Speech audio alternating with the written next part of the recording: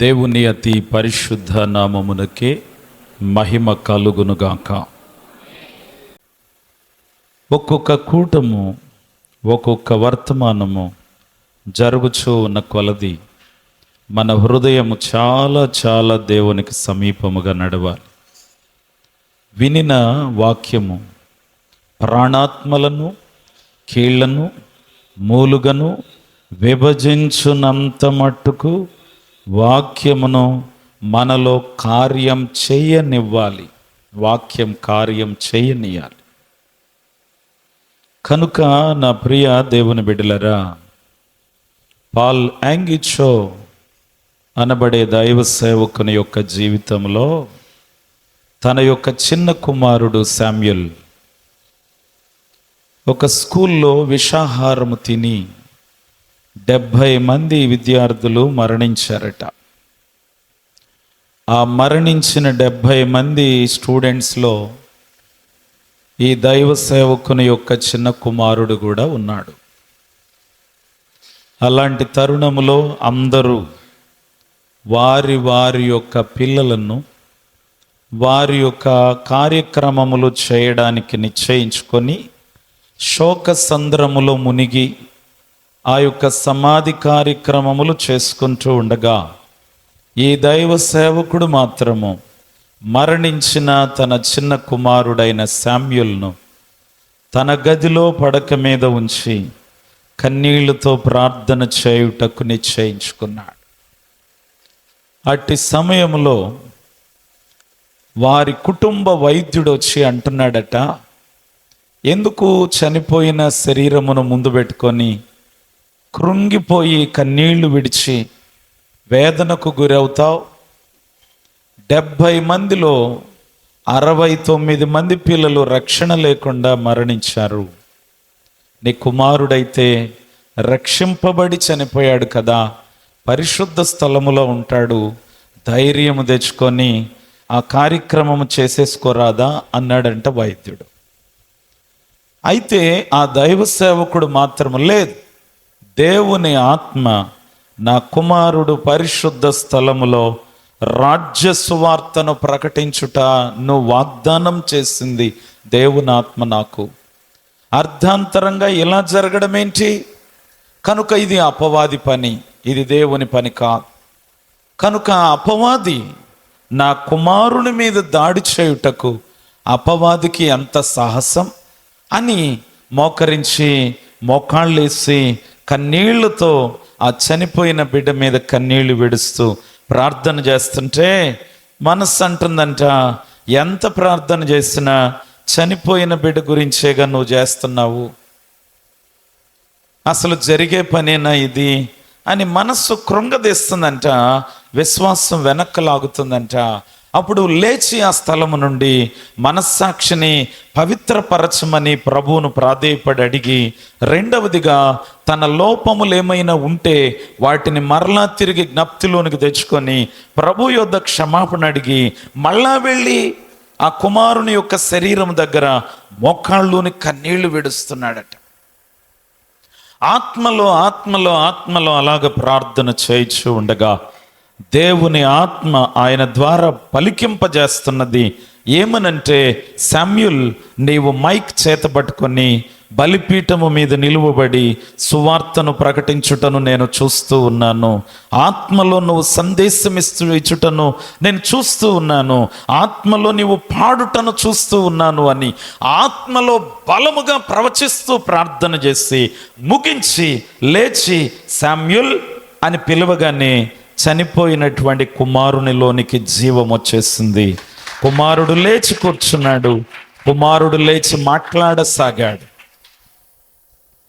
అందరికీ సంభవించింది కదా శాపము, అదే వచ్చిందిలే నా కుమారుని మీదకి. చేసేదేముందులే, ఇది ఒక తలరాత, ఇది ఒక విధి రాత అని అనుకున్నాడా ఆ దైవ సేవకుడు? లేదు, తాను కలిగి ఉన్న జీవము కలిగిన దేవుని నామమును, దేవుని శక్తిని ముందు పెట్టి పోరాడాడు. ఎందుకు ఈ ప్రత్యేకమైన కూడికలు, ఎందుకు ఈ ప్రత్యేకమైనటువంటి ఏర్పాటు, ఇదంతా ఎందుకు అని అంటే దేవుని యొక్క ఆత్మశక్తి చేత బలపరచబడి నూరంతలు ఆశీర్వాదమునకు నిన్ను, నీ పిల్లలను, నీ కుటుంబమును పాత్రులుగా చేయుట కొరకు ఈ ప్రయాస. ఇది ఏదో వేడుక కొరకో, వంతు కొరకో వారు ఏర్పాటు చేస్తున్నారు కదా, వీరు ఏర్పాటు చేస్తున్నారు కదా, నేను ఏర్పాటు చేయకపోతే ఎలాగా అన్న దృక్పథం కాదు ఇక్కడ. ఈ మందిరము పరిశుద్ధాత్మ నివాసం చేస్తున్న మందిరం. ఈ మందిరము దేవుని ఆత్మ బలముగా సంచారం చేస్తున్న మందిరం.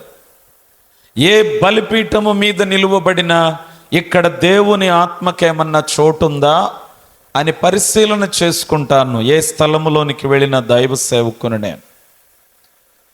పరిశుద్ధాత్మ ఏ బలిపీఠం మీద అయితే బలముగా పనిచేస్తా వస్తుందో, బలముగా పనిచేయడానికి పరిశుద్ధాత్మ కొరకు ఎవరైతే ప్రార్థనతో, ఉపవాసముతో, కన్నీళ్లతో సిద్ధపరిచి ఉంటారో, ఆత్మలో జనులకు ఏమవసరమో ఆ మాటలు పలికించేస్తా ఉంటాడు పరిశుద్ధాత్ముడు. బిగ్గరగా చప్పట్లు కొడుతూ ప్రభునామాన్ని మహిమపరుత. దేవుని యొక్క వాక్యము ఈ రాత్రి కాల సమయంలో పరిశుద్ధ గ్రంథములో నుండి ఇర్మియా గ్రంథములోనికి వద్దాం. ఇర్మియా గ్రంథము 17వ అధ్యాయం. ఇర్మియా గ్రంథము 17వ అధ్యాయం 5-6 వచనాలు చదువుకుందాం. యెహోవా ఇలాగు సెలవిచ్చుచున్నాడు, నరులను ఆశ్రయించి శరీరులను తనకు ఆధారముగా చేసుకొనొచ్చు, తన హృదయమును యెహోవా మీద నుండి తొలగించుకొనువాడు శాపగ్రస్తుడు. వాడు ఎడారిలోని అరుహ వృక్షము వలె ఉండును, మేలు వచ్చినప్పుడు అది వానికి కనబడదు. వాడు అడవిలో కాలిన నేల యందును, నిర్జనమైన చవిటి భూమి యందును నివసించును. యెహోవాను నమ్ముకొను వాడు ధన్యుడు, యెహోవా వానికి ఆశ్రయముగా ఉండును. వాడు జలముల యొద్ద నాటబడిన చెట్టు వలె ఉండును, అది కాలువల ఓరను దాని వేళ్ళు తన్నును, వెట్ట కలిగినను దానికి భయపడదు. దాని ఆకు పచ్చగా ఉండును, వర్షము లేని సంవత్సరమున చింత నొందదు, కాపు మానదు. బిగ్గరగా చప్పట్లు కొడుతూ ప్రభు నామానికి స్తోత్రం చెప్దాం. ఆయన నామానికే మహిమ కలుగును గాక. 2 చెట్లు వచ్చాయి ఇక్కడ. ఒకటేమో శాపమునకు సూచనగా ఉన్న చెట్టు, రెండవదేమో ఆశీర్వాదమునకు సూచనగా ఉన్న చెట్టు. శాపమునకు సూచనగా ఉన్న చెట్టేమో ఎక్కడ ఉన్నది అని వాక్యం సెలవిస్తుందంటే ఎడారిలో ఉంది, కాలిన నేల యందు ఉన్నది, నిర్జనమైన చవిటి భూమి యందు ఉన్నది. ఆశీర్వదింపబడిన చెట్టు అయితే కాలువల ఓరను ఉన్నది, ఆ కాలువల ఓరను దాని వేళ్ళు తన్నుతాయి, వెట్టగలిగినను దానికి భయపడదు, ఆకు పచ్చగా ఉండును, వర్షము లేని సంవత్సరమున చింత నొందదు, కాపు మానదు. 2 రకముల చెట్లు ఉన్నాయి, 2 రకముల మనుషులు ఉన్నారు ఇక్కడ. ఒకటి నరులను ఆశ్రయించి శరీరులను ఆధారం చేసుకునేవారు, హృదయమును దేవుని మీద నుండి తొలగించుకొనువారు. వారెవరు అని వాక్యం సెలవిస్తుందంటే వారు శాపగ్రస్తులని వాక్యం సెలవిస్తా ఉంది. రెండవ వారు యెహోవాను నమ్ముకొనిన వారు, దేవుడు వారికి ఆశ్రయముగా. దేవుడు ఎవరికి ఆశ్రయముగా ఉంటారో వారు జలముల యొద్ద నాటబడిన చెట్టు వలె ఉంటారు. ఆమేన్. బిగ్గరగా చప్పట్లు కొడుతూ ప్రభు నామాన్ని మహిమపరుద్దాం. దేవుని మీద ఎవరైతే నమ్మిక కలిగి ఉంటారో వారు జలముల యొద్ద నాటబడిన చెట్టు వలె ఉంటారు. వారు వెట్టగలిగినను భయపడరు, వర్షము లేని సంవత్సరమున చింత నొందరు. అదే దేవుని మీద నుండి హృదయమును తొలగించుకున్న వారు శాపగ్రస్తుడు అని వాక్యం సెలవిస్తుంది. ఈ రాత్రి ప్రశ్న వేస్తున్నాను, శాపము యొద్దే ఆగిపోయావా? ఆశీర్వాదము దాకా వచ్చావా? నిర్జనమైన ఎడారిలో చవిటి భూమిలో ఉన్న అరుహ వృక్షము వలె ఉన్నావా? జలముల యొద్ద నాటబడిన చెట్టు వలె ఉన్నావా? దేవుని మీద హృదయమును ఆనించిన వ్యక్తిగా ఉన్నావా? దేవుని మీద నుండి హృదయమును తొలగించుకొనిన వ్యక్తివిగా ఉన్నావా? ఈ రాత్రికాల సమయంలో అరుహ వృక్షమును మీ ముందు ఉంచుచూ ఉన్నాను, జలముల యొద్ద నాటబడిన చెట్టును మీ ముందు ఉంచుచున్నాను. ఒకటి శాపము, రెండు ఆశీర్వాదము. ఏం కోరుకుంటావు? ఏం కోరుకుంటావు? ద్వితీయోపదేశ ఖండములోనికి వద్దాం. పరిశుద్ధ గ్రంథము ద్వితీయోపదేశ ఖండము 30వ అధ్యాయములోనికి వద్దాం. ద్వితీయోపదేశ ఖండము 30వ అధ్యాయములో వ్రాయబడినటువంటి మాటను మనము చూస్తే 19వ వచనాన్ని గనక మనము చదివితే, నేడు జీవమును మరణమును ఆశీర్వాదమును శాపమును నీ ఎదుట ఉంచి భూమి ఆకాశములను సాక్షులుగా పిలుచుచున్నాను. దీవెన నీ ముందే ఉంది, ఆశీర్వాదము నీ ముందే ఉంది, శాపము నీ ముందే ఉంది, జీవము నీ ముందే ఉంది, మరణము నీ ముందే ఉంది. ఏం కోరుకోవాలో కూడా కన్క్లూజన్ ఇస్తున్నాడు. జ్ఞానమునకు మూలమైన నీ దేవుడైన యెహోవాను ప్రేమించి ఆయన వాక్యమును విని ఆయనను హత్తుకొనున్నట్లు జీవమును కోరుకోండి. బిగ్గరగా చప్పట్లు కొడుతూ ప్రభు నామాన్ని మహిమపరుద్దా. ఆయన నామమునకే మహిమ కలుగును గాక. జీవమును కోరుకునే వ్యక్తివిగా ఉన్నావా? ఆశీర్వాదమును కోరుకునే వ్యక్తివిగా ఉన్నావా? లేక శాపము యొద్దే శాపపు కాడి మోస్తూ ఉండిపోయావా? శాపము ఉన్న చోట నెమ్మది ఉండదు, శాపము ఉన్న చోట అవమానములు, శాపము ఉన్న చోట మాటి మాటికి అబార్షన్లు, శాపము ఉన్న చోట చూడండి ఆ యొక్క గర్భఫలము లేని స్థితి, శాపము ఉన్న చోట ఎదగలేని స్థితి, శాపము ఉన్న చోట దీవెన చూడలేని స్థితి, శాపము ఉన్న చోట మేలు వచ్చిన అది వానికి కనబడదు అని వాక్యం సెలవిస్తా ఉంది. నా ప్రియ సహోదరి, ఏ శాపమును బట్టి మేలు వచ్చినా కనబడకుండా పోతుందో, ఏ శాపమును బట్టి ద్రవ్యమంతా చిల్లి సంచులో వేసినట్లుగా అయిపోతూ ఉన్నదో, ఏ శాపమును బట్టి అప్పు వెంట అప్పు చేయవలసి వస్తున్నదో, వడ్డీలకు వడ్డీలు కట్టవలసి వస్తున్నదో, వడ్డీలకు చక్ర వడ్డీలు కట్టవలసి వస్తూ ఉన్నదో, ఆ శాపమును విరగగొట్టే శక్తి జీవమునిచ్చే యేసయ్య యొద్ద ఉన్నది. బిగ్గరగా చప్పట్లు కొడుతూ ప్రభునామాన్ని మహిమపరుద్దాం. ఆ శాపమునకు విమోచన ఇవ్వగలిగిన వారు యేసు ప్రభువారు మాత్రమే. ఆ శాపపు కాడిని విరగగొట్టుటకు శక్తి కలిగినటువంటి వారు యేసు ప్రభువారు మాత్రమే. ఆ యేసు ప్రభువారే జీవమై ఉన్నారు. ఆ జీవమైన క్రీస్తు, జక్కయ్యా త్వరగా దిగిరా, నేడు నేను నీ ఇంట ఉండవలసి ఉన్నది అంటే, ఇప్పుడు కుదరదులే ప్రభు అన్నాడా?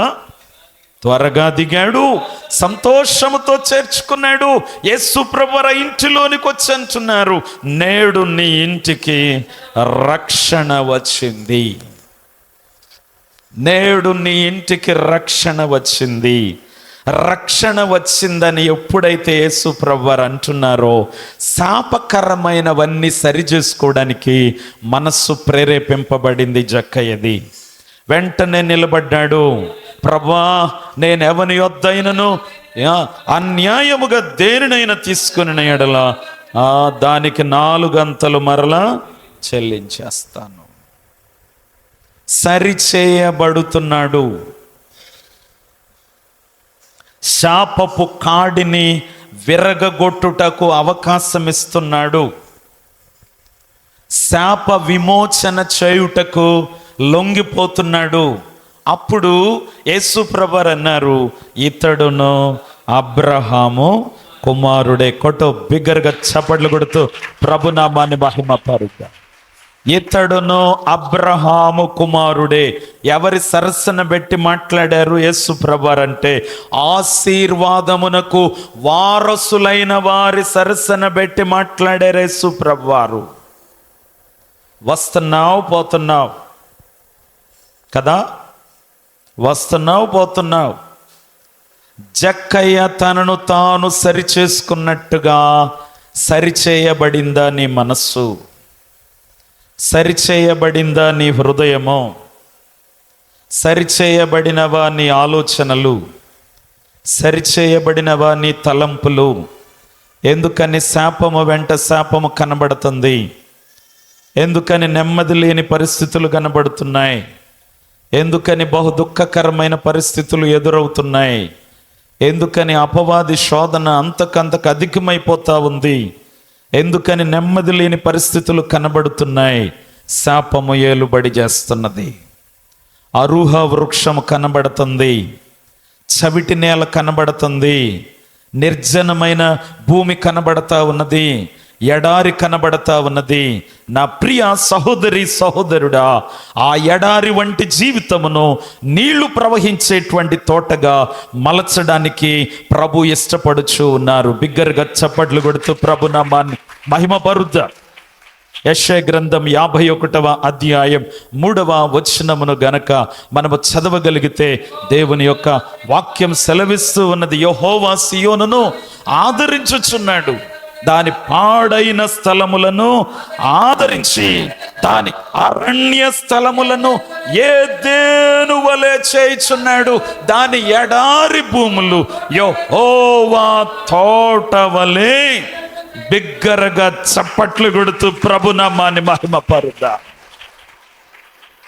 సీయోనును ఆదరించడానికి ఎందుకు దేవుడు ఇష్టపడుతున్నారంటే, సీయోను ఒకప్పుడు ద్రాక్ష తోటలో వేసిన పాకలాగా విడువబడింది.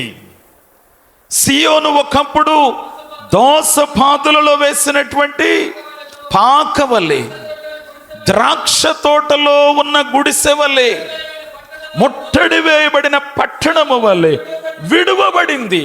ఆ విడువబడిన సీయోను రాత్రి జాములలో సహాయము చేయు వారి కొరకు చేతులు చాపుతుందంట, గాని సహాయము చేయువారు లేక ఏడుస్తూ ఏడుస్తూ ఏడుస్తూ ఉండగా దాని కన్నీళ్లు చెంపల మీదుగా కారిపోతున్నాయట. రాత్రి యందు అది బహుగా ఏడుస్తున్నది, కన్నీళ్లు దాని చెంపల మీదుగా కారుతూ ఉన్నాయి.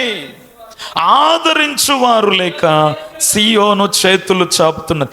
ఎడారి వంటి సీయోను, ఎడారి వంటిదిగా మార్చబడిన సీయోను, నిర్జనమైన చవిటి పర్రగా మార్చబడిన సీయోను ఏడుస్తూ చేతులు చాపుతూ ఉంటే, సీయోను కుమారి కార్చుచున్న కన్నీళ్లను చూసి ఆదరించువారు లేక చేతులు చాపుచూ ఉన్న స్థితిలో సీయోను కుమారుని చూచి ఆమె యొక్క స్థితిని మార్చడానికి ప్రభువు ఇష్టపడ్డారు. ఆమేన్. ఇష్టపడిన ప్రభువు ఏం చేస్తానంటున్నారు? దాని పాడైన స్థలములను ఆదరించి దాని అరణ్య స్థలములను ఏదెను వలె చేస్తాను, దాని ఎడారి భూములు యెహోవా తోట వలె అగునట్లు. మార్పు గమనిస్తున్నారా? ఏది దేనిగా మారిందో? అరణ్యము ఏదేనుగా మారింది, ఎడారి భూమి యెహోవా తోట వలె మారింది. కొట్టు బిగ్గరగా చప్పట్లు కొడుతూ ప్రభునామాన్ని మహిమపరుద్దాం. నీ స్థితిని మార్చే దేవుడు, ఏ శాపకరమైన పరిస్థితులను బట్టి లోపల కుమిలిపోతూ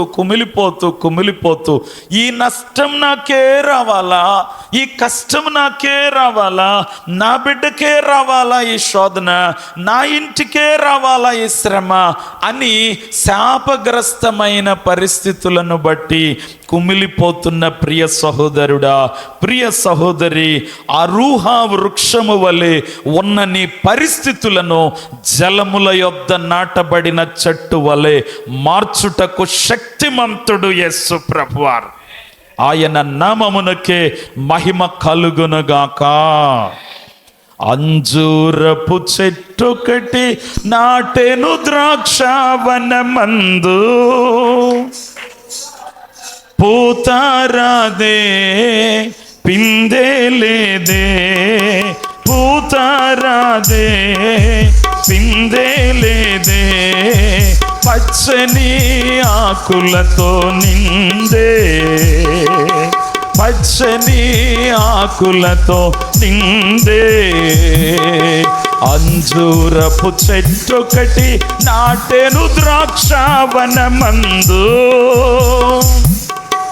యజమాని దేవుడు మూడేండ్లు వెదకిన యజమాని, అందరం బిగ్గరగా చప్పట్లు కొడుతూ, కనబడలేదు ఒక ఫలమైనా, కనబడలేదు ఒక ఫలమైనా, ఈ భూమి ఎలా వ్యర్థమని పలికెను, ఈ భూమి ఎలా వ్యర్థమని పలికెను, నరికించమనేను ఆ చెట్టును, నరికించమనేను ఆ చెట్టును. అంజూరపు చెట్టొకటి నాటెను ద్రాక్షావనమందు, పూతారాదే పిందే లేదే, పూతారాదే పిందే లేదే, పచ్చని ఆకులతో నిందే, పచ్చని ఆకులతో నిందే.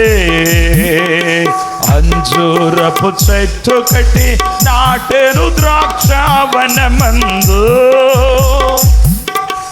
పరిశుద్ధ గ్రంథము ఇర్మియా గ్రంథం 48వ అధ్యాయం 10వ వచనములోనికి వద్దాం. ఇర్మియా గ్రంథము 48వ అధ్యాయము 10వ వచనములో, యెహోవా కార్యమును అశ్రద్ధగా చేయువాడు శాపగ్రస్తుడు. దేవుని కార్యమును అశ్రద్ధగా చేస్తే, ఇందాకేం చదివాము? హృదయమును దేవుని మీద నుండి తొలగించుకున్నవాడు శాపగ్రస్తుడు. అన్నా, నీ హృదయం దేవుని మీద ఆనించావా? అక్క, నీ హృదయం దేవుని మీద ఆనించావా? ఆనించినట్లుగా నటిస్తున్నావా? దావీదు అంటాడు, నా హృదయాన్ని బాగుగా పరిశీలించయ్యా, పరిశోధించయ్యా, నన్ను పరిశోధించి నా హృదయాన్ని తెలుసుకయ్యా, నన్ను పరీక్షించి నా ఆలోచనలు తెలుసుకయ్యా. నీకు ఆయాసకరమైన మార్గము నాయందున్నదేమో. ఉంటే ఏమైద్ది? ఉంటే శాపమేలుబడి చేస్తుంది. దేవునికి ఆయాసకరమైన మార్గం ఉంటే, దేవునికి ఆయాసకరమైన మార్గం ఉంటే, సరి చేసుకునే మనస్సుంటే, ఈ రాత్రి ఏలుబడి చేస్తున్న శాపపు కాడి విరుగగొట్టబడి ప్రతి శాపము రెట్టింపు దీవెనగా మార్చడానికి అమూల్యమైన అతి పరిశుద్ధమైన గొర్రెపిల్ల రక్తము సిద్ధముగా ఉన్నది. కొట్టు బిగ్గరగా చప్పట్లు కొడుతూ ప్రభునామాన్ని మహిమపరు. మలాకి గ్రంథములోని కొద్దాం. 1వ అధ్యాయం 14వ వచనం చదువుకుందాం. నేను ఘనమైన మహారాజునై ఉన్నాను, అన్యజనులలో నా నామము భయంకరమైనది, భయంకరముగా ఎంచబడుచున్నదని సైన్యములకు అధిపతియగు యెహోవా సెలవిచ్చుచున్నాడు.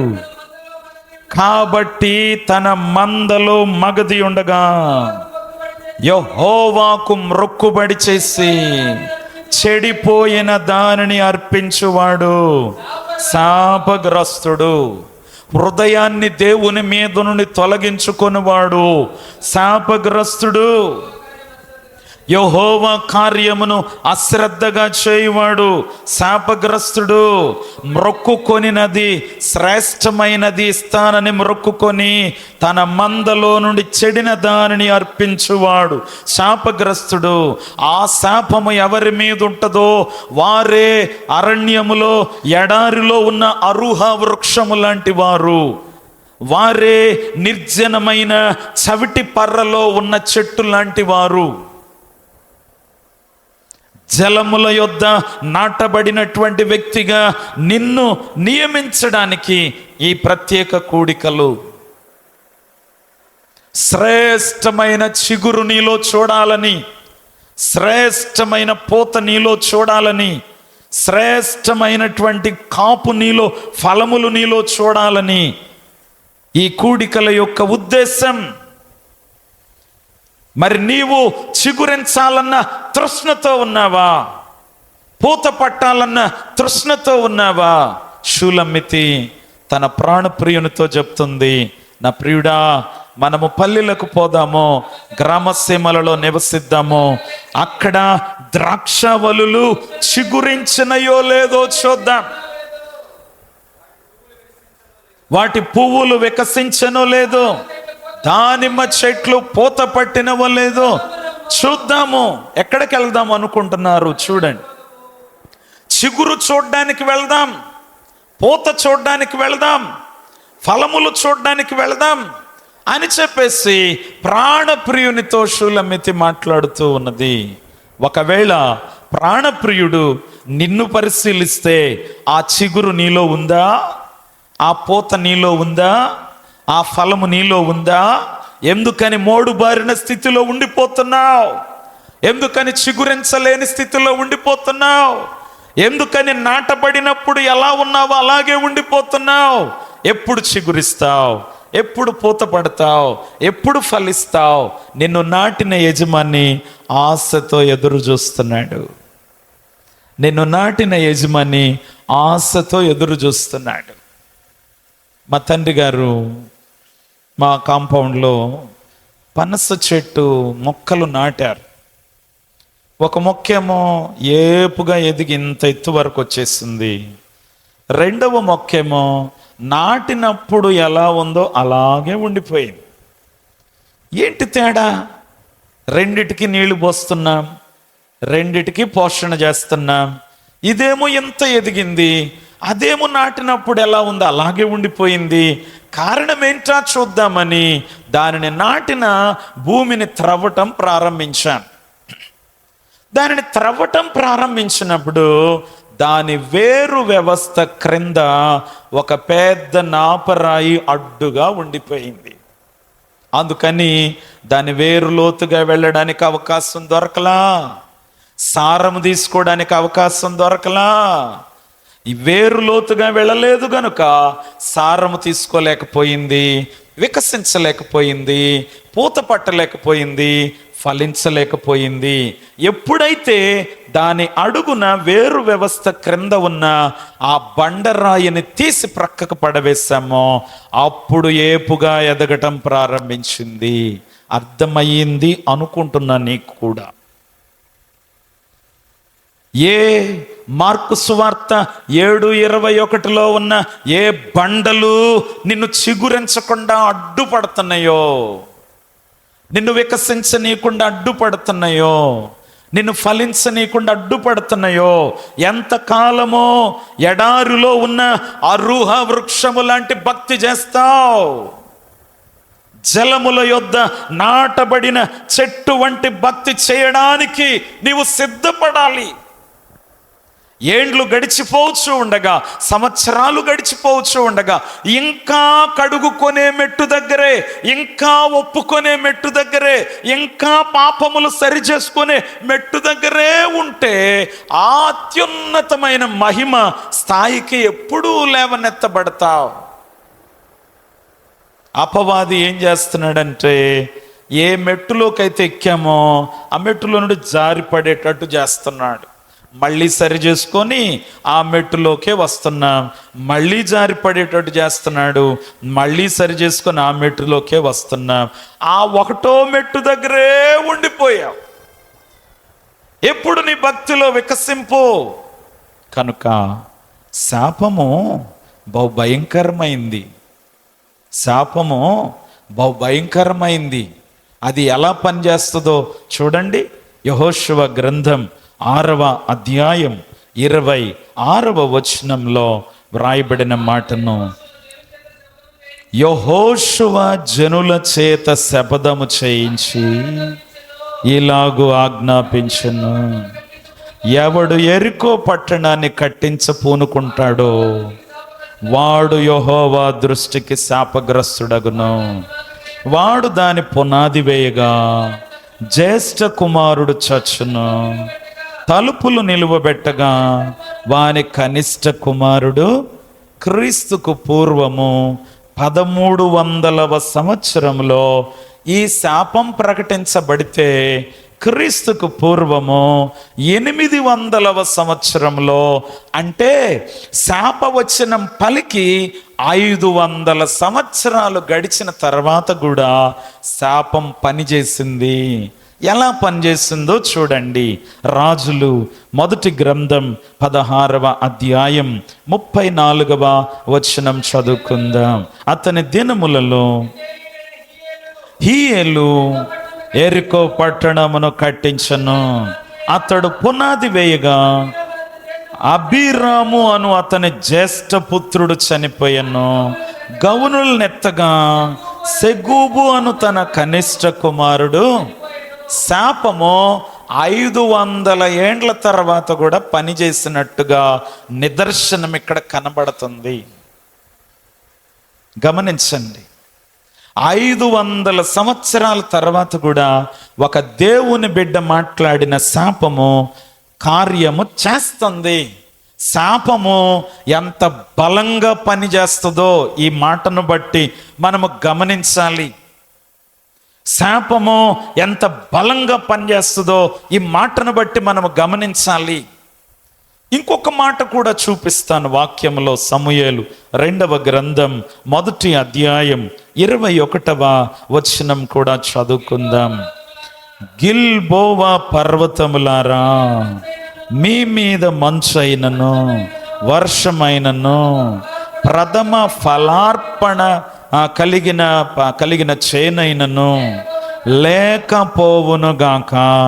ఎవరు ఈ శాపం మాట్లాడింది? ఎవరు ఈ శాపం మాట్లాడింది? దావీదు మాట్లాడుతూ ఉన్నాడు. గిల్బోవా పర్వతములారా, మీ మీద మంచైనను వర్షమైనను ప్రథమ ఫలార్పణకు తగిన పైరుగల చేనైనను ఉండదు. దావీదు ఎందుకు గిల్బోవా పర్వతమును శపించాడు అంటే, గిల్బోవా పర్వతము మీద అభిషేకింపబడిన సౌలు మృతి చెందాడు. గిల్బోవా పర్వతం మీద సౌలు యొక్క శిరస్సు మొండెము వేరయింది. గిల్బోవా పర్వతం మీద అభిషేకింపబడిన దేవుని జనాంగమును ఏలుబడి చేసిన రాజు మరణించాడు గనుక పర్వతమును శపిస్తున్నాడు దావీదు. గిల్బోవా పర్వతములారా, ఇక మంచైనను వర్షమైనను ప్రథమ ఫలార్పణకు తగిన పైరు గల చేనైనను 1000 సంవత్సరాలు గడిచిన ఈ శాపవచనం పలికాక 1000 సంవత్సరాలు గడిచిన గిల్బోవా పర్వతం శాపగ్రస్తంగానే ఉండిపోయిందంట. దానిలో ఏ మార్పు రాలేదు. ఒక అభిషేకింపబడిన దేవుని బిడ్డ మాట్లాడిన శాపము 1000 ఏండ్లైనా పనిచేస్తానే వస్తుంది. క్రొత్త నిబంధనలోనికి వద్దాం. పరిశుద్ధ గ్రంథం మార్కు సువార్త 11వ అధ్యాయం 12-13 వచనాలు కనుక మనము చదవ. బేతనియకు వెళ్ళుచుండగా ఆకలిగొని ఆకులు గల అంజూరపు చెట్టును దూరము నుండి చూసి ఏమైనా దొరుకునేమో అని వచ్చును. వచ్చి చూడగా ఆకులు తప్ప మరి ఏమీ కనబడలేదు. ఏలయనగా అది అంజూరపు పండ్ల కాలము. ఆ చెట్టు తప్పేమన్నా ఉందా? వినాలి వినాలి వినాలి అమ్మ, వింటున్నారా? ఆ చెట్టు తప్పేమన్నా ఉందా? అది అంజూరపు పండ్లు కాసే కాలము కాదు. మరి యేసుప్రభు ఏం వెతుకుతున్నారు? అంజూరపు చెట్టున ఫలము వెతుకుతున్నారు. అదేమో ఆకులతో నిండిపోయింది. మరి ఎందుకు శపిస్తున్నారు ఆయన అనేది మనము గమనిస్తే, అంజూరపు చెట్టుకు ఒక లక్షణం ఉందంట. ఏంటా లక్షణం అంటే, ఏ సమయమందు వెతికినా అంజూరపు చెట్టులో ఆకలి తీరటానికి ఒక్క పండైనా దొరుకుద్దంట అంజూరపు చెట్టులో. అయితే యేసు ప్రభువారు ఆకలి కొని వస్తే అందులో ఒక్క ఫలము కూడా కనబడలేదు గనుక యేసు ప్రభువారు ఏమని శపించారంటే, ఇక మీదట ఎన్నటికీ నీ పండ్లు ఎవ్వరు తినకుందురుగాక అన్నారు. వెంటనే అంజూరపు చెట్టు ఎండిపోయింది. నోటి మాట ద్వారా వచ్చిన శాపములో ఎంత బలముందో ఈ వచనముల ద్వారా గమనించండి. యెహోషువ పలికిన శాపవచనం, దావీదు పలికిన శాపవచనం, యేసు ప్రభువారు పలికిన ఈ వచనం ఎంత బలముగా పనిచేస్తా ఉందో చూడండి. దేవుని వాక్యం మత్తయి సువార్త 21వ అధ్యాయం 20-21 వచనాలు కూడా చదువుకుందాం. శిష్యులు అది చూసి ఆశ్చర్యపడి, అంజూరపు చెట్టు ఎంత త్వరగా ఎండిపోయెనో, అంజూరపు చెట్టు ఎంత త్వరగా ఎండిపోయెను. ఏ శాపవచనాలు వస్తున్నాయి నీ నోట వెంట? నీ పిల్లలు నీకు కోపం రేపినప్పుడు, నీ పిల్లలు నీకు విసుగుదల తెప్పించినప్పుడు, నీ యజమాని నీ కోపం రేపినప్పుడు ఏ శాపవచనాలు నీ నోట వెంట వస్తున్నాయో, ఏ శాపవచనాలు నీ పిల్లల మీద ఏలుబడి చేస్తున్నాయో, ఏ శాపవచనాలు నీ భర్త మీద ఏలుబడి చేస్తున్నాయో, ఏ శాపవచనాలు నీ మీద ఏలుబడి చేస్తున్నాయో ఈ రాత్రి లోతుగా ఆలోచన చేసుకో. అదేంటండి, శాపవచనాలు పనిచేస్తాయా? ఎలా పనిచేస్తున్నాయో చూపిస్తాను వాక్యములో. ఆదికాండం 31వ అధ్యాయం 31వ వచనం చదువుకుందాం. ఆదికాండం 31వ అధ్యాయం 31వ వచనం. యాకోబు, నీవు బలవంతముగా నా యొద్ద నుండి నీ కుమార్తెలను తీసుకుందువేమోనని భయపడుతుని, ఎవని యొద్ద నీ దేవతలు కనబడును వారు బ్రతుకకూడదు. యాకోబు అంటున్నాడు తన మామతో, తన గృహదేవతలు దొంగిలించి తెచ్చారని మామ వెతకడానికి వస్తే నోరు తూలి ముందే శాపవచనం చెప్పేశాడు. ఎవరి యొద్ద ఈ దేవతలు కనబడును వారు బ్రతకకూడదు. మరి ఎవరి దగ్గర ఉన్నాయా దేవతలు కదా? రాహేల విగ్రహమును తీసుకొని ఒంటె సామాగ్రిలో పెట్టి వాటి మీద కూర్చుండెను. ప్రయాణం సాగిపోతుంది. బెత్లెహేము ఎఫ్రాతా మార్గం వచ్చింది. ఆ మార్గం వచ్చినప్పుడు ఏం జరిగిందండి? రాహేలు ప్రసవించచ్చు. ప్రసవ వేదనతో ప్రయాసపడుతున్నప్పుడు మంత్రసానులు అని ఉంటారు, ఇదియు నీకు కుమారుడగును, భయపడొద్దు అని. కానీ ఆమె అంటున్నది ఆమె మృతి పొందెను. ఎంతో ప్రేమించిన భార్య, ఎంతో ఇష్టపడిన భార్య, 14 ఏండ్లు కొలువు చేసి సంపాదించుకొనిన భార్య, ఎంతో సుందరమైన భార్య, భర్త మాట్లాడిన ఒక శాపవచనము బట్టి ప్రయాణము మధ్యలోనే రాలిపోయింది. సహోదరి, క్రీస్తును కలిగి ఉన్నావు, ఇంకా శాపవచనాలు నీ నోట వస్తున్నాయేమో. జీవమైన క్రీస్తునొద్దకు వచ్చావు, ఇంకా శాపవచనాలు నీ నోట వస్తున్నాయేమో. జాగ్రత్తగా గమనం చేసుకో. భర్త మాట్లాడిన శాపము, అలాగే భార్య మాట్లాడిన శాపము కూడా ఉంది. ఒక తల్లి మాట్లాడిన శాపము కూడా ఉన్నది. ఏ శాపపు ఏలుబడి క్రింద ఉన్నావో ఆ శాపపు ఏలుబడి క్రింద నుండి నీకు విమోచన కలిగింపచేసి, నీకు విడుదల కలిగింపచేసి, జలముల యొద్ద నాటబడిన చెట్టుగా నిన్ను మలచడానికి యేసు ప్రభువారు మనుష్య కుమారునిగా ఈ భూలోకములోనికి వచ్చారు. బిగ్గరగా చప్పట్లు కొడుతూ ప్రభునామాన్ని మహిమపరుద్దాం. పరిశుద్ధ గ్రంథములో మనము పరిశీలన చేసినట్లయితే నిర్గమకాండం 23వ అధ్యాయం 32వ వచనం త్వరగా చదువుకుందాం. నిబంధన చేసుకొనవద్దు, సేవించిన ఎడల అది మీకు ఉరి అగును గనుక. చూడండి, కనుక ఏది చెయ్యవద్దని వాక్యం సెలవిస్తుందో దానికి విరోధముగా మనం పోకూడదు, దానికి విరోధముగా మనము నడవకూడదు. నేను ఎలిమెంటరీ స్కూల్ స్టడీస్లో ఉన్నప్పుడు ఒక కుమార్తెను తీసుకుని వచ్చారు దుగ్గిరాల మందిరానికి. ఆ పాప చాలా చిన్న వయసు, కానీ ఆ పాప ఉదరము చాలా పెద్దదైపోయి కనబడుతుంది. ఏంటి ప్రాబ్లం అంటే ఆ పాప యొక్క లివర్ చెడిపోయింది. చాలా మంది వైద్యుల దగ్గరకు తిరిగారు.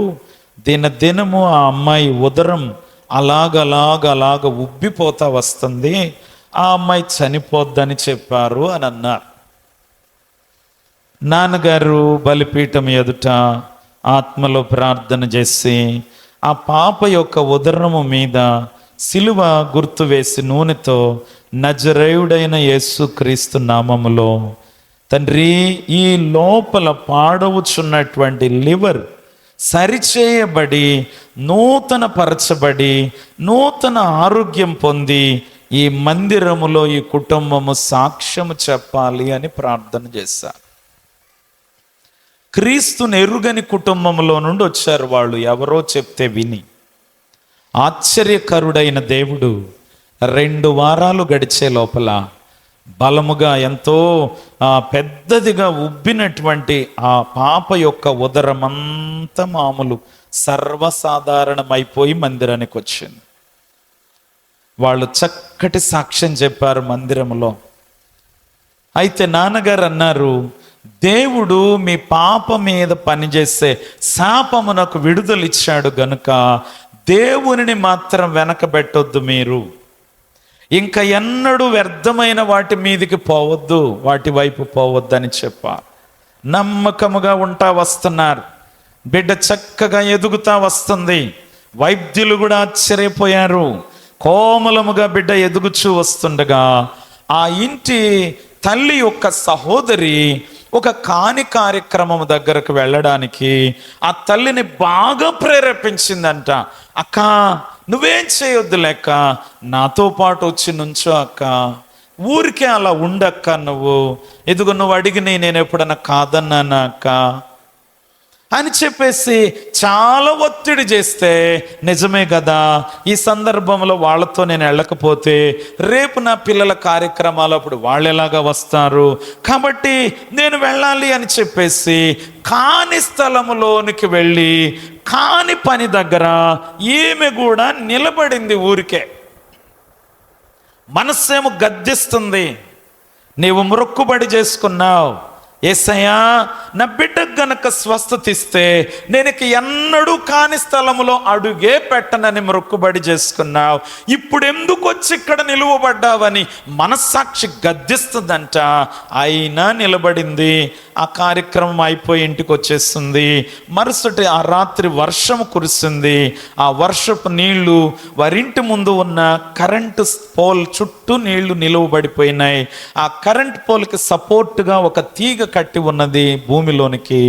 ఆ నీళ్ళలోనికి ఆ పాప ఆడుకుంటున్న బాల్ వెళ్ళిందంట నీళ్ళలోనికి. ఆ పాప పరుగున వెళ్ళి ఆ బాల్ తీసుకోబోతుండగా ఆ చుట్టూ ఉన్న నీళ్ళలో ఆ కరెంట్ పాస్ అయ్యి ఆ నీళ్ళల్లో అక్కడే పడి పాప ప్రాణం విడిచింది. ఆ సమయంలో ఎవరు చూడలే, నిర్జీవం అయిపోయింది. ఆమె ఆ పాప యొక్క కార్యక్రమము ముగించేశారు. ఒకానొక దినమున దేవాలయానికి వచ్చారు. అమ్మ ఎందుకు ఇలాగ జరిగింది అంటే ఆమె కన్నీళ్లతో చెప్పిన విషయము, ఇది నా పాపము, ఇది నా శాపమై గారు, ఇది నా పాపము, ఇది నా శాపమై గారు. కేవలం నా పాపాన్ని బట్టే దేవుడు నాకు దక్కించిన నా ఏకైక కుమార్తెను నేను పోగొట్టుకున్నాను. అదేంటమ్మా, ఏంటి అసలు వివరం చెప్పు అని నాన్నగారు అడిగితే, అయ్యగారు నేను ఇలా మొక్కుబడి చేసుకున్నాను, కానీ నా సహోదరి నన్ను బలవంత పెట్టుటను బట్టి మొక్కుబడి చేసుకున్నానన్న సంగతి కూడా మర్చిపోయి, నిబంధన చేసుకున్నానన్న సంగతి కూడా మర్చిపోయి కాని స్థలములో వెళ్ళి నేను పాలు పంపులు పొందాను. ఇదిగో ఈ శాపము నేను చూడాల్సి వచ్చింది. దేవుని వాక్యంలో ఆశీర్వాదం ఎప్పుడు, శాపము ఎప్పుడు చూపించి నేను మిమ్మల్ని ముగింపులోనికి తీసుకొని వస్తాను. ఈ వర్తమానము పరిశుద్ధ గ్రంథం మనందరికీ తెలిసిన మాట. ద్వితీయోపదేశకాండం 28వ అధ్యాయం 1వ వచనము నుండి గనక, నీ దేవుడైన యెహోవా మాట శ్రద్ధగా వినాలి, ఆజ్ఞాపించుచున్న ఆజ్ఞలన్నిటినీ అనుసరించి నడుచుకొనిన ఎడల ఈ దీవెనలన్నీ నీ మీదికి వచ్చి నీకు ప్రాప్తించును వినిన ఎడల. అదే అధ్యాయంలో మనం 15వ వచనం దాకా వచ్చేస్తాం అనుకోండి. ఆజ్ఞలను కట్టడలను అనుసరించి నడుచుకొనవలెనని దేవుడైన యెహోవా సెలవిచ్చిన మాటను వినని ఎడల, వింటేనేమో ఆశీర్వాదం, వినకపోతేనేమో శాపం. మరి ఈ రాత్రి ప్రశ్న వేస్తున్నా, వినే వ్యక్తివిగా ఉన్నావా, పెడచెవిన పెట్టే వ్యక్తివిగా ఉన్నావా? ఆశీర్వాదం ఏలుబడి చేస్తుందా నీ కుటుంబంలో, శాపము ఏలుబడి చేస్తున్నదా? పరిశుద్ధ గ్రంథం గలతీ పత్రిక 3వ అధ్యాయం 13-14 వచనములు త్వరగా చదువుకుందాం. ఆత్మను గూర్చిన వాగ్దానము విశ్వాసము వలన మనకు లభించినట్లు అబ్రహాము పొందిన ఆశీర్వచనం క్రీస్తు యేసు ద్వారా అన్యజనులకు కలుగుటకై క్రీస్తు మన కోసము శాపమై మనలను శాపము నుండి విమోచించెను. బిగ్గరగా చప్పట్లు కొడుతూ ప్రభువు నామమును మహిమపరుద్దాం. శాపమునకు విరుగుడు క్రీస్తులో ఉంది, దోషమునకు విరుగుడు క్రీస్తులో ఉంది. అయ్యా, తెల్లవారు లేస్తే శపిస్తారయ్యా మమ్మల్ని.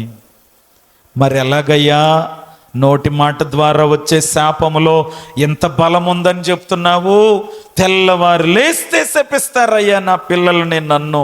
మరి ఎలాగయ్యా దానికి కూడా సొల్యూషన్ ఉంది. సామెతల గ్రంథము 26వ అధ్యాయం 2వ వచనంలో గనక మనము చదివితే, చదువు. హేతువు లేని శాపము తగులకపోవును. బిగ్గరగా చప్పట్లు కొడుతూ ప్రభునామాన్ని మహిమపరుద్దాం. కారణం లేకుండా ఎవరు నిన్ను శపిస్తూ ఉన్నా, ఎన్ని శపిస్తూ ఉన్నా అవి నీకు తగులవు. ఎందుకు?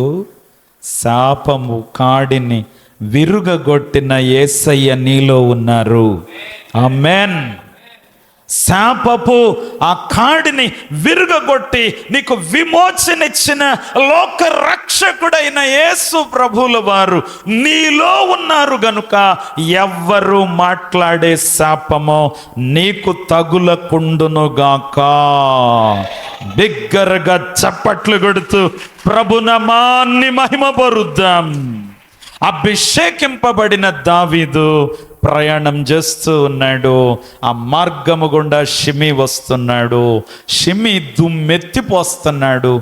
రాజును చీపో అంటున్నాడు, చీపో అంటున్నాడు, నరహంతో కూడా అంటున్నాడు, దుర్మార్గుడా అంటున్నాడు, శపిస్తున్నాడు. అభిషేకింపబడిన దావీదును షిమి శపిస్తూ ఉంటే సైన్యాధిపతి అంటున్నాడు దావీదుతో, అయ్యా, ఈ చచ్చిన కుక్క నా ఏలిన వాడవును, రాజువైన నిన్ను శపింపనేలా, ఆజ్ఞయి, నేను వాడి తల తెస్తా పోయి అంటున్నాడు సైన్యాధిపతి. దావీదు సరేనయ్యా, శపిస్తాడా, పో తీసుకొచ్చేసాయి తల అన్నాడా? వాని జోలి మానండి, యెహోవా సెలవిచ్చి ఉన్నాడు గనుక శపింపనీయుడి. యెహోవా నా శ్రమను లక్ష్య పెట్టునేమో, వాడు పలికిన శాపమునకు ప్రతిగా యెహోవా నాకు కొట్టు. బిగ్గరగా చప్పట్లు కొట్టు. దేవుని ఆత్మ కలిగిన వారి ఆలోచన ఇలా ఉంటది. ఒక శాపవచనం పలికారు గనుక నేను 4 పలుకుతాను అని అనుకోవద్దు. ఆ శాపము మాట్లాడిన వాని మీదే పని చెయ్యాలంటే నీవేం చెయ్యాలంటే దేవునికి చోటివ్వాలి. ఆమేన్. దేవునికి చోటివ్వాలి. దేవునికి చోటిచ్చే వ్యక్తివిగా ఉన్నావా? మరి మాట్లాడనీయండి అయ్యా. వాడు మాట్లాడిన శాపమునకు ప్రతిగా నా దేవుడు నాకు మేలు చేస్తాడు. ఇది ఒక ఆత్మ సంబంధమైన వ్యక్తి చేసే ఆలోచన. ఇది ఒక ఆత్మ సంబంధమైన వ్యక్తి చేసే ఆ తలంపు. ద్వితీయోపదేశ ఖండం త్వరగా చదువుదాం. 23వ అధ్యాయం 5వ వచనం త్వరగా చదువు. నీ దేవుడైన యెహోవా బిలాము మాట విననొల్లకుండెను. నీ దేవుడైన యెహోవా నిన్ను ప్రేమించెను గనుక నీ దేవుడైన యెహోవా నీ నిమిత్తము ఆ శాపమును ఆశీర్వాదముగా, బిగ్గరగా చప్పట్లు కొడు, బిగ్గరగా చప్పట్లు కొడు, శాపమును ఆశీర్వాదముగా చేసే దేవుడు నీతో ఉన్నారు, నీలో ఉన్నారు. ధైర్యం తెచ్చుకో. రాత్రి 12 గంటల సమయంలో కుమారుడు ఇంటికి రాలేదు. తల్లి ఆ కుమారునితో చాలా స్నేహపూర్వకంగా ఉంటుందంట. ఆ తల్లి అన్నదంట ఫోన్ చేసి, ఎరా ఎక్కడున్నావు, 12 అయిన గూటికి రావాలన్న సంగతి తెలియట్లేదంటరా నీకు? ఇదిగో నీవు 15 గంటలో గనక ఇంటిలో ఉండకపోతే నిన్ను చంపేస్తానరా నేను అందంట. 15 గంటలో గనక నువ్వు ఉండకపోతే నువ్వు చస్తావురా అందంట. 15 గంటలో ఇల్లు చేరిపోవాలని వేగంగా బండి మీద ప్రయాణం చేస్తున్నాడు. అకస్మాత్తుగా ఒక గోయి వచ్చినది, ఒక గుంట వచ్చినది. దానిని తప్పించడానికి ప్రక్కకు తిరిగాడు. ఎదురుగా వేగంగా వస్తున్న కారు ఢీ కొట్టేస్తుంది.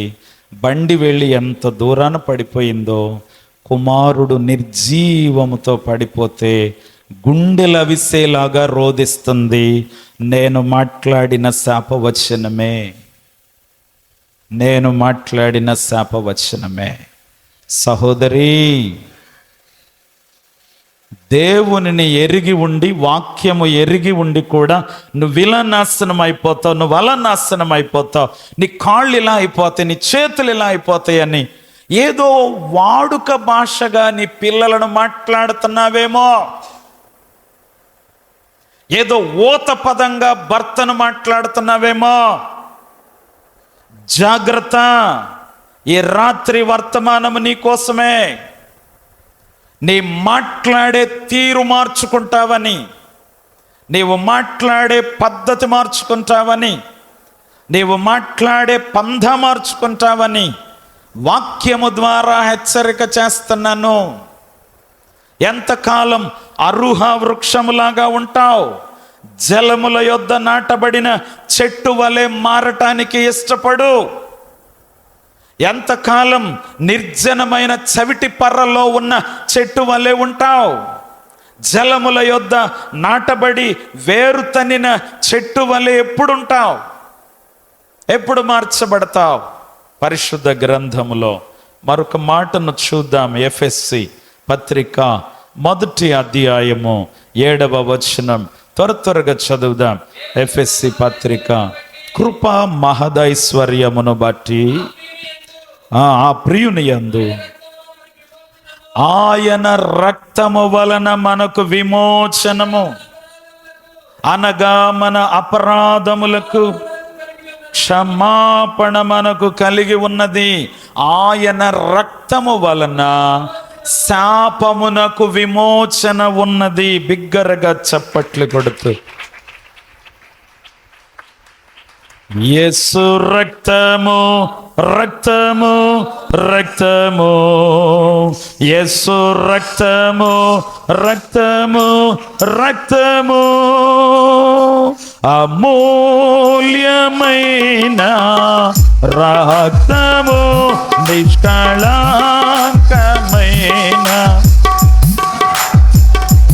యేసు రక్తము, రక్తము, రక్తము, ప్రతి ఘోర పాపము కడుగును మన యేసయ్యా రక్తము. ప్రతి ఘోర పాపము కడుగును మన యేసయ్యా రక్తము. బహు దుఃఖములో మునిగెనే, చెమట రక్తము కామారెనే, బహు దుఃఖములో మునిగెనే, చెమట రక్తము కామారెనే, యేసు రక్తము, రక్తము, రక్తము, యేసు రక్తము. ఎన్ని ఏండ్ల నుండి ఏ శాపము నీ కుటుంబం మీద, నీ ఇంటి మీద, నీ చేతి పని మీద ఏలుబడి చేయించు ఉన్నదో ఆ శాపమంతా కూడా ఈ రాత్రే యేసయ్య రక్తము విరుగగొట్టను గాక. బిగ్గరగా చప్పట్లు కొడుతూ ప్రభునామాన్ని మహిమ పరుద్దాం. ఎవరెవరు ఎవరెవరు ఎవరెవరు కానివారు, గిట్టని వారు నిన్ను నీ పిల్లలను మాట్లాడిన వ్యర్థమైన శాప వచనములన్నిటినీ ఈ రాత్రి యేసయ్య ప్రశస్త నామము నీకు రెట్టింపు దీవెనలుగా మలుచునుగాక. బిగ్గరగా చప్పట్లు కొడుతూ ప్రభునామాన్ని మహిమ పరుద్దాం. కొలస్సీ పత్రిక 1వ అధ్యాయం 13, 14 వచనాలు త్వరగా చదువుదాం. కొలస్సీ పత్రిక. అంధకార సంబంధమైన అధికారములో నుండి విడుదల చేసిన, తాను ప్రేమించిన తన కుమారుని యొక్క రాజ్య నివాసులుగా మనలను చేసెను.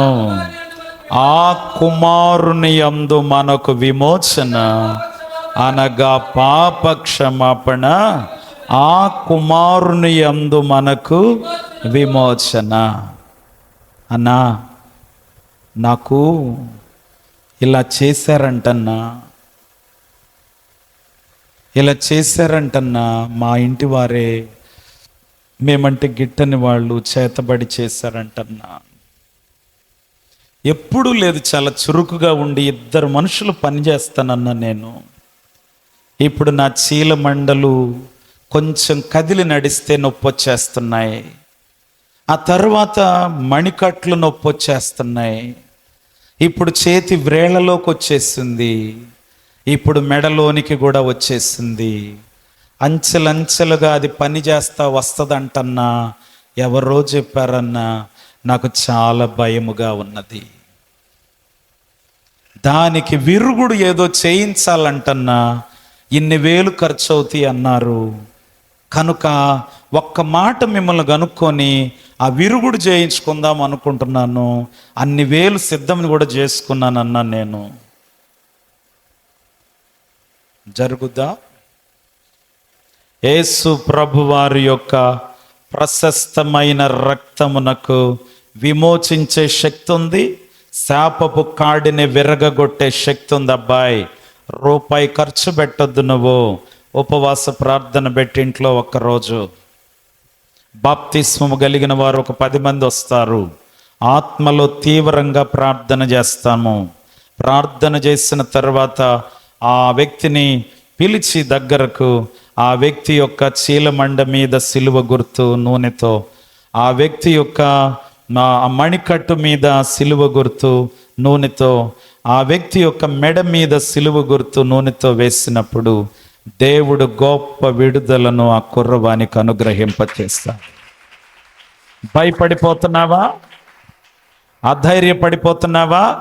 రాసి పెట్టుకో, లూకా 19 రాసి పెట్టుకో, మాటి మాటికి మాట్లాడుకో ఆ వచనము. ఏంటి ఆ వచనము అని అంటే, ఏదియు మీకెంత మాత్రము హాని, ఆమెన్, ఏదియు మీకెంత మాత్రము హాని చెయ్యదు. పరిశుద్ధ గ్రంథం యోహాను మొదటి పత్రిక 3వ అధ్యాయం 8వ వచనం. త్వరగా చదువుదాం. యోహాను మొదటి పత్రిక 3వ అధ్యాయం 8వ వచనం చదువు. పాపము చేయువాడు అపవాది సంబంధి, అపవాది యొక్క క్రియలను లయపరచుటకే దేవుని కుమారుడు. కొట బిగ్గరగా చప్పట్లు కొడుతూ దేవుని కుమారునికి స్తోత్రం చెబుదాం. ఆయన నామమునకే మహిమ కలుగునుగాక. ఎందుకంట అపవాది యొక్క క్రియలను లయపరిచే శక్తి యేసయ్యలో ఉంది. వేలు వదిలించుకుంటున్నావేమో, వాళ్ళ ద్వారా బాగు చేపిద్దాం, వీళ్ళ ద్వారా బాగు చేపిద్దామని. అలాంటి చోట 1,00,000 అయినా కడతావు. అలాంటి చోట 10 రూపాయల వడ్డీకి తెచ్చైనా కట్టడానికి సిద్ధపడిపోతావు. ఆ బాగు చేసేవాడు ఏ ముంబైలోనో ఉన్నాడంటే పని కట్టుకొని ప్రయాణం చేసి అక్కడికి పోవటానికి కూడా చూస్తావు. కానీ నీ శాప విమోచన చేసే యేసయ్య సన్నిధి కొరకు, యేసయ్య కార్యం కొరకు మాత్రమో సహాయం చేయడానికి చేతులు రావు. అమ్మో, ఆ ఖర్చు ఉంది, ఈ ఖర్చు ఉంది, ఆ అవసరం ఉంది, ఈ అవసరం ఉంది, ఎట్టాగు నిర్ణయించుకున్నది కూడా చెయ్యవు దేవుని సన్నిధిలో. అది కూడా శాపమే అని వాక్యములో ఉంది. అవన్నీ చూపించేంత సమయం లేదు. ఇంకొక వచనం చదివి ముగించేద్దాం. జకరియా గ్రంథం 8వ అధ్యాయం 13వ వచనం చదువుకుందాం. జకరియా గ్రంథం 8వ అధ్యాయం 13వ వచనం చదువుకుందాం. యోధా వారలారా, ఇశ్రాయేలు వారలారా, మీరు అన్యజనులలో ఎలాగ శాపాస్పదమై ఉంటిరో అలాగే ఆశీర్వాదాస్పదమగునట్లు నేను రక్షింతును. భయపడక ధైర్యము తెచ్చుకొనుడి. ఆమేన్. ఎలా శాపాస్పదమయ్యారో అలాగే నేను ఆశీర్వాదాస్పదము చేస్తాను.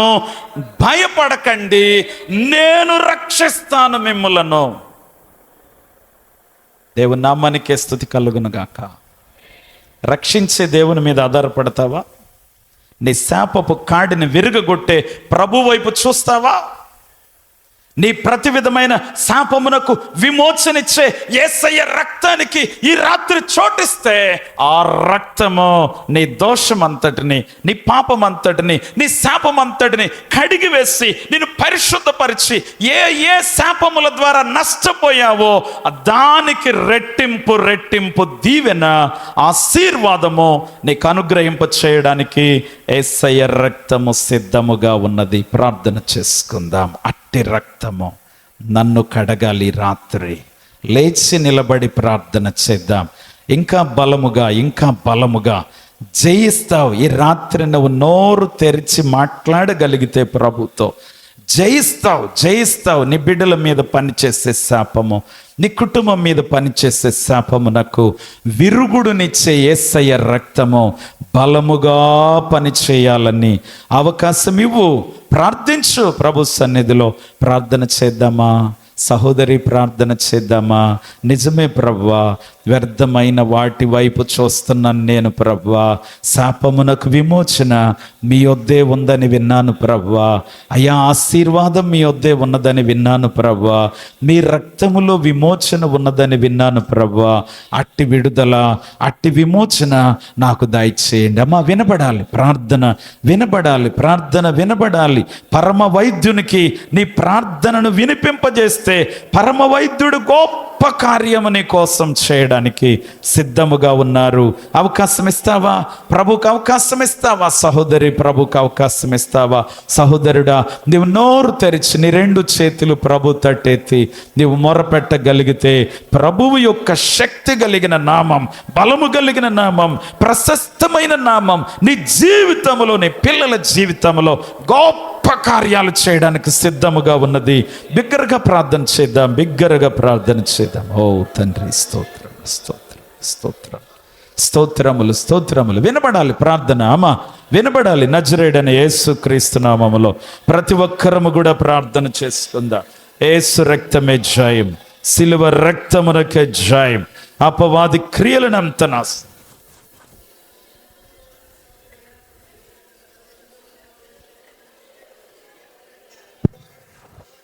అందరం ప్రార్థన చేద్దాం. ప్రభువుని అడుగుదాం. ప్రియమైన తల్లి, ప్రభా, శాపం విరిచివేసేటువంటి దేవుడు నీవున్నావు. కానీ మేము నాయన ఎరిగి తొలగిపోయే స్థితిలో ఉన్నామయ్యా. ఈ శాపం అనే కాడి క్రింద నుండి మేము విడుదల పొందలేకపోతున్నామయ్యా. నాయనా, తిరిగి నీ దగ్గర ఎన్ని మేళ్ళు పొందుతున్నాము, కానీ నీ చిత్తములో నుండి మేము తొలగిపోయి ఆ శాపానికి ఇంకను గురవుతున్నామయ్యా. నాయనా, ఏ శాపము నుండి మేము విడిపించబడితేమో మరలా అదే శాపములోనికి వెళ్ళిపోతున్నామయ్యా. పోతున్నదా నీ దగ్గర? కాపున్నదా? పెందున్నదా? ఏమీ లేని దౌర్భాగ్య స్థితిలో ఉన్నానయ్యా. పోత వచ్చినట్టు వచ్చి మాడిపోతుంది ప్రభా. చిగురు వచ్చినట్టు వచ్చి మాడిపోతుంది నాయన. నాలో ఎదుగుదల లేదు ప్రభా, క్షమించండి. నా మాటలు ఎలాగున్నాయి ప్రభా? ప్రార్థన చేయి ప్రియ తల్లి.